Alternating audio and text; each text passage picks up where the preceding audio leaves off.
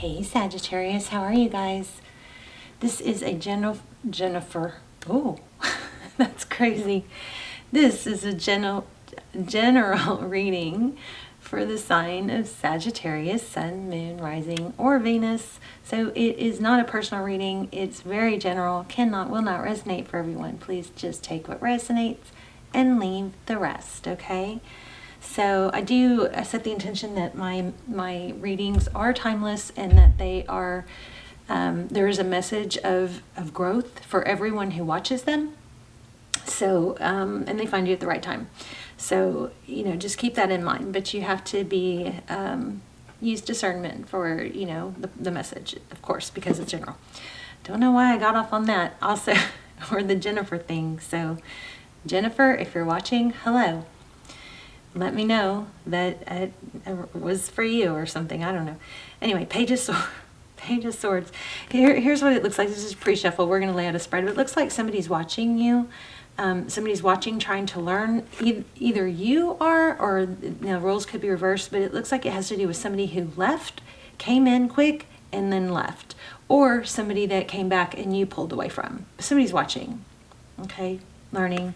And I think the situation that didn't work out, the vibe I'm getting is it didn't work out because there wasn't enough growth or movement towards stability, or almost even like personal growth, or soul growth. I don't know, something like that, but we'll see. And I got that because of this Hangman. So it was like there was a return, but then it wasn't different, or I don't know, something like that. So anyway, how are you? Hope you guys are well. Thank you so much for watching.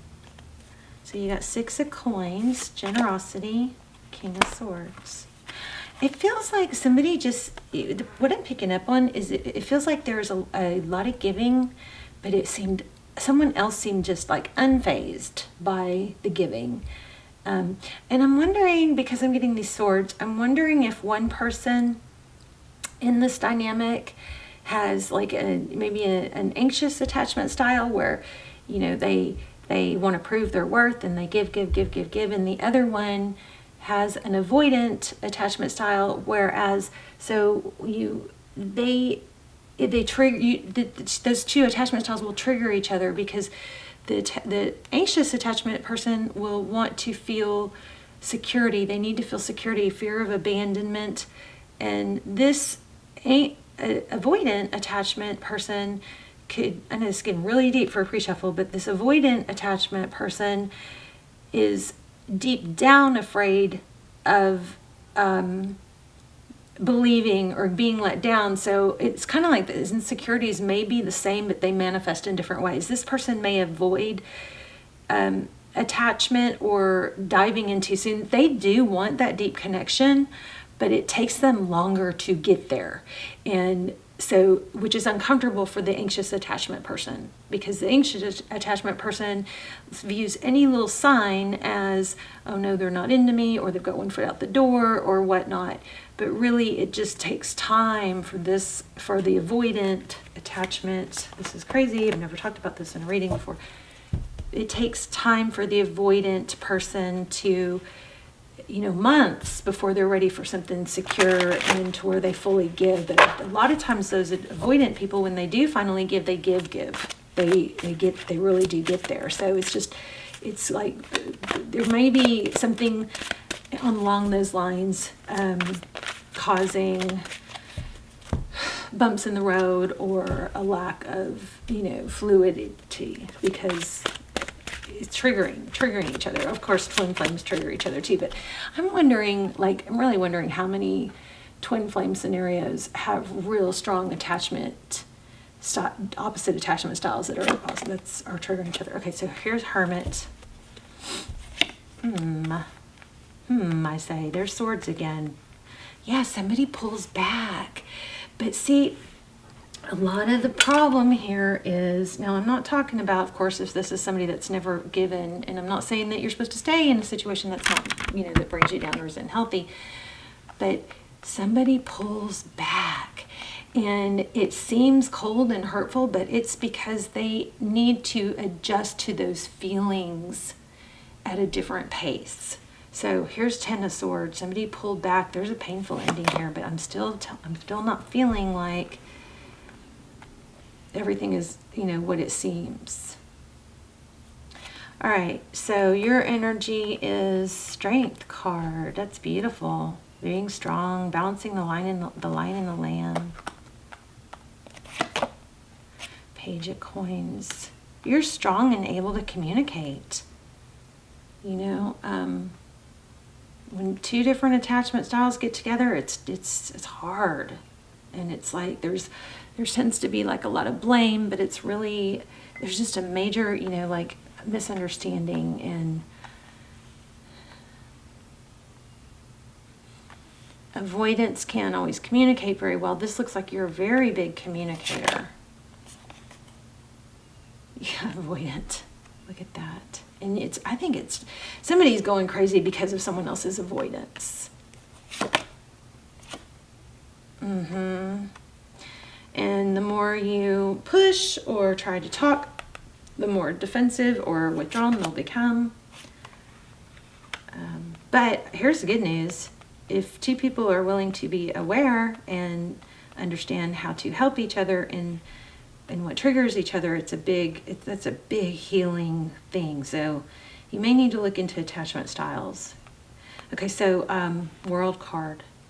A cycle completing. I think it's easier for someone here to kind of bail on the situation rather than get their hopes up. That's what it stems from. But you got this person, if this is your person at the bottom, they've got 10 of Cups. So this may be because of a situation that they've been in, that they lost, or family, where like it's easier not to have the full happy family, 10 of Cups, happy wife, happy life scenario, because then you know, kind of makes you risk. I'm not saying this is true, but I'm saying this might be a mindset. Because then you put yourself in a position where you risk losing it all again. So King of Swords, yeah, I feel like you guys are dealing with somebody avoidant. Which is hard for you because you're open and communicative and giving. And it's confusing. 7 of Coins.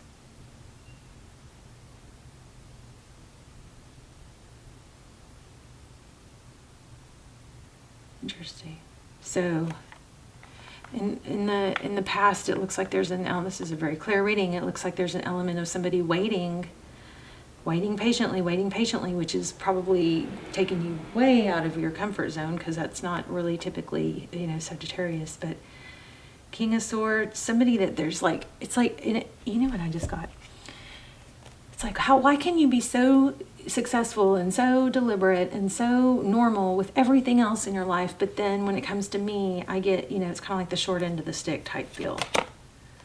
But look at what's up next. Palace of Coins, 10 of, oh my gosh, this is moving forward. 9 of Swords. Look at this card. 4 Cups. So Sagittarius, I think there's a strong need to just, you know, be patient, focus on your other stuff. If you can't deal with this type of attachment, just be aware that it's an attachment issue. Sometimes what I find is that when people figure out what the issue is, and it's not that they're being discarded, or it may show up as being discarded, that may not be good enough for you, but whether it is or it isn't, whether you can deal or not deal, just knowing and understanding takes away a lot of the pain and discord and upset about it. So this is this 9 of Swords is like almost a painful ending, but no, it's not. This is not over. In fact, it looks like it could progress. Now, of course, you never put yourself in a position to wait or be sad and lonely waiting for someone. You always work on your pentacles and your other areas of your life. The entire, like the trick to dealing with it and getting over it or moving past it, or, you know, just being able to handle it, is always taking that upset and that energy and putting it back into yourself. Finding those things that give you joy out, and internally. It's like there's for an anxious attachment, the name Jennifer just came back to me. So, and I don't know a Jennifer, so just FYI for somebody that might be relevant. But the thing with that, I don't know a whole lot about attachment styles, so this is kind of strange that this is coming out, but for an anxious attachment person, it's painful because they feel discarded or whatever. But the problem is that like an ancient attachment person could, not everyone, depends on the severity, but could define their self-worth depending on what that other person thinks of them at the moment. So if things are going well and they're texting you constantly, this is just an example, then that person you'll feel happy and satisfied at that moment. But then even later in that day, if you hadn't heard from them, then the mind can play games and go to things like, oh, now they're mad at me, or oh, I said the wrong thing, or oh, I text too much, or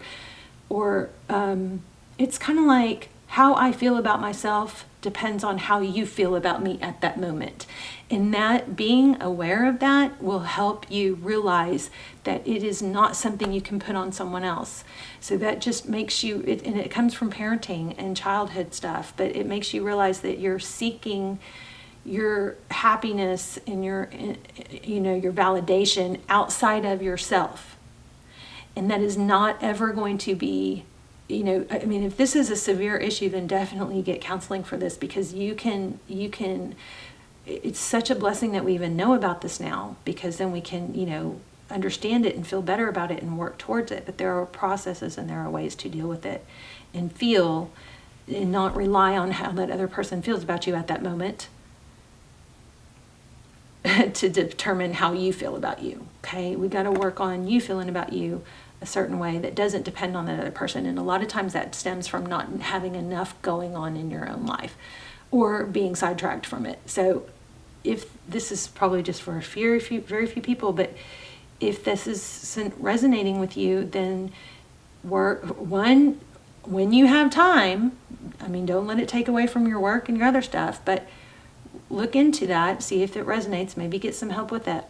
But the other thing is, take the focus, even if it's hard. I know it's hard. Take the focus off of the person that you're trying to get validation from and put that energy into things you can do. Go to the gym, exercise, get sun on your face, balance your hormones by getting morning sun on your face, not having bright lights in your eyes at night, stuff like that. Hormones can really get out of whack when we don't do these, healthy habits.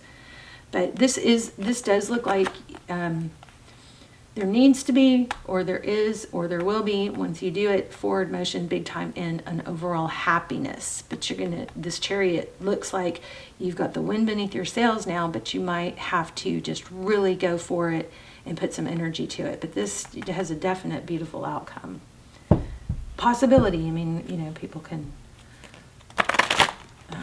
get off track. And literally we can take the wrong path if we can stick to it. Or we can always course correct and go back to the path that we're supposed to be on. And I promise you, your path is not supposed to be where you rely on someone else for happiness. Okay, your path is never supposed to be that. It's never supposed to be, I can't be happy without this person. That's not your fault. It is an anxious attachment style. And I have experienced it, and it's not good. Look, I can release my need to control. This is so powerful. And oh my gosh, so powerful. I accept responsibility for my own well-being. How about that? Let me read that one, because that kind of goes back to this. It will feel your mind may trick you into thinking I'm no good, because it's basically you didn't get fed and supported in some area as a child. And it doesn't mean your parents were bad, but there's something that didn't, somehow, somewhere, you developed something, if this applies, something that made you think that you were only good if you had outside validation, and that you haven't gotten past that yet. So that just is something that, can be worked on. But let's see what this says. It says, It's so easy to give, oh my gosh, this is so exactly what this reading said. So surrender, or can release the need to control and blame. It's so easy to give away the power to transform your life. Certainly there have been people along your path who have shaped you into who you are today, but you are solely responsible for your own happiness. The ego can be very frail, and if it comes under fire, the first instinct is to blame an outside force. Victim consciousness weakens the connection that you have to your soul source. This mindset says, I don't have the power inside myself to break free because someone else's power is stronger. But that is an illusion. When you believe that someone else is responsible for your problems, that belief is the problem. Personal responsibility can empower you to change your reality. Lasting transformation always begins on the inside and works itself out. There is a difference between a reason and an excuse. So it doesn't invalidate anything. It just says it doesn't matter. It says, yes, it can be those things. You can have, they're reasons, but they're not, the reasons and excuses are different, okay? So a reason is valid and unavoidable. An excuse is an attempt to shift blame. That was pretty powerful, wasn't it? Let's see. Let's get another growth card. This is kind of crazy. I've never had a reading like this. So maybe I need to learn more about. You guys let me know how this resonated and if attachment styles is something that, you know, you'd like to touch on more. Okay, so why? Sometimes this why card reminds me to start with the end in mind, figure out your why. Why do you want to do the work? Well, not because you feel really like doing the work, or not because you really like doing 100 sit-ups or whatever. You do it because of the why. You find the why. And my why is often my daughter. Let's see, number 31. 116.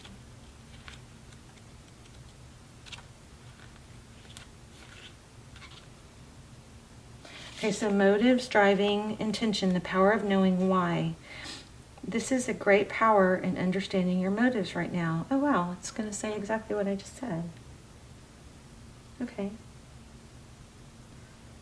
The oracle asks you to be very clear about why you're asking the question, looking for the answer, behaving this way, and most importantly, making a choice.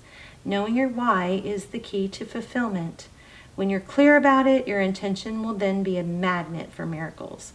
Motives define the nature of your experience. When you think about something, feel it, and then act on it.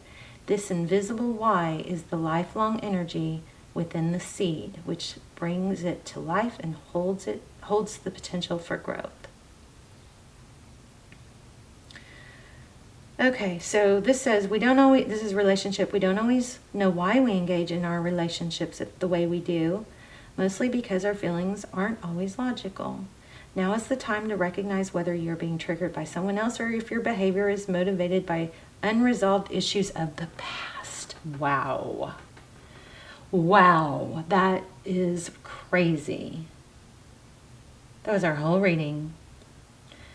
Recognize whether you're being triggered by someone else, which is also a word I said over and over in this reading, but never usually say. Okay, being triggered by someone else, or if your behavior is motivated by unresolved issues of the past. When you ask yourself, why am I feeling like this? And why did I say that? And spend some time in introspection, the answers may be surprising.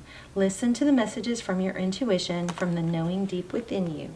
What does it tell you about yourself and others? In the end, life is all about being loved. Miracles and deep understanding of your needs and how to get them met are the buried treasures of the why. Uncover them by posing the most powerful question you can ask yourself and your partner today, which is why.